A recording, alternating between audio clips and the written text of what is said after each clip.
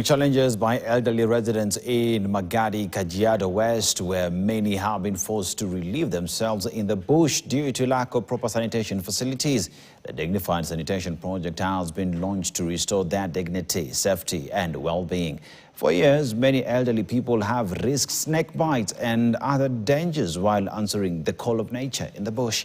Some particularly elderly men have even depended on young boys for assistance, compromising their privacy and dignity. But they now have every reason to smile as the project provides safe and accessible sanitation facilities. Ya wazee na hata watu wengine pia.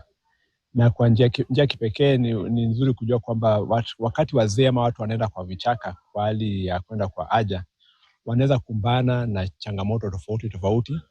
Mtu akienda msituni anaweza kukutana na nyoka, anaweza kukutana na simba, anaweza kukutana na chui, na tofauti na hiyo pia anaweza kuchomwa hata na miva. Kwa hivyo tungependa kuwaomba wafadhili wengine, washikadau wengine ambao wangependa kusaidia mradi kama huu waweze kuisupport ili tuweze kufikia wazee wengi nchini, wasiwe wanaishi ama wanakuwa wakubwa kama wako na shida. Tunashukuru sana wakati tumepata maendeleo ya kujenga choo nyumbani. Leo nashukuru Mungu kwa sababu inaletea sisi choo.